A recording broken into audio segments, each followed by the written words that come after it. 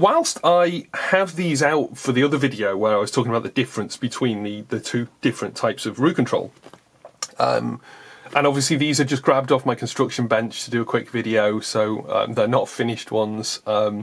Actually, this one's pretty much assembled, just a couple of screws to go in, and this one obviously just needs this panel and its knob. But anyway, let's focus. There are some people who joined the project a little bit later on and might not be up to date with what this is and why it's modular and so on. So the idea is that you can configure a control surface in any pattern that you want. Now, for the moment, I'm just doing the standard 2 different versions of the standard RuControl. The idea is then to offer these modules individually, but just to get people started, for simplicity's sake, we're just doing this standard RuControl for this batch. So it comes with the brain module, the fader dyne module, the aux module, and one of the EQ modules as I've discussed in the other video. But what happens on these modules? Well, I'm going to do a full mixing video at some point very, very soon. But I'll just sort of talk you through the functionality of what we have. So there's 1 to 4 function keys here, which can be held, you just hit shift and then that becomes 5 to 8.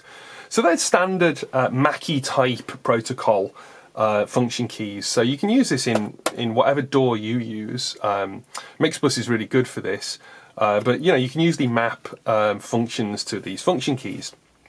So I have mixer window, edit window, timer and meter bridge, and then for shift functions I've got like edit window, mixer strip, and all that kind of stuff. A nice weighted jog wheel that lets you scrub around, a fairly large screen in terms of scribble strips. People have said, oh, it looks a bit small, but actually, let's just compare it to the size of my scribble strip.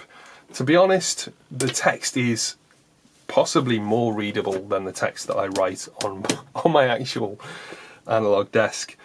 Yeah, and then you've got all these buttons here. They're sort of mechanical keyboard buttons, so they're nice and easy to press, unlike certain other budget control surfaces that I won't pull out now, but I've got one over to the right of me, and the buttons are just horrible to press, but these feel absolutely lovely. It's an enjoyable process to use. Then the fader dyne module, you've got push functionality on all of these smooth rotary encoders that are endless.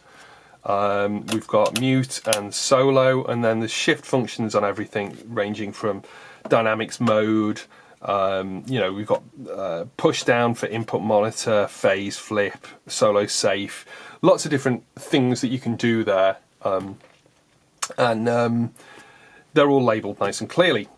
The auxiliary section, 8 knobs. Now these give you assign to each of the different 8 auxiliaries, and then you hit shift to go 9, 10, 11 and 12. This module works with Mixbus Standard and Mixbus 32C. And then the EQ module, which is all very self-explanatory. It's just like the EQ from the screen, basically. And likewise, so is this.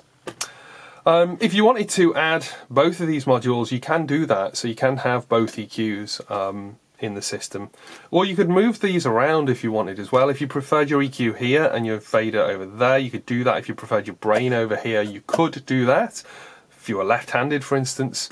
There's loads of options, and that is why it's done in a modular way.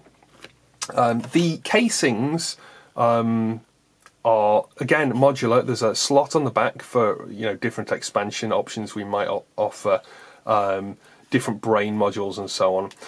So this is a sort of a standardized case that I've designed, which will lock together in different configurations if needed. It currently comes with end panels, but we will be releasing a rack mount end panel at some point, and also you can actually strap these cases together to create a bigger system. If you don't want to do that, if you want to use a Eurorack case that you already have, these units fit perfectly into Eurorack system cases. And yeah, that's about it for this video. And I'll do a mixing video at some point very, very soon. Just working out some kinks with the capture of that, actually. But if you're interested, check out the group, look at the videos, and if you do want to order one of these for batch 2, which is a little bigger than batch 1, so hopefully no one's going to be disappointed this time round, because there were a lot of disappointed people who didn't get in on batch 1, just go to RuControl.audio.com. I'll put the link down below. And yeah, I hope I haven't rambled too much, but any more questions, just ask, and we'll address those in the next video.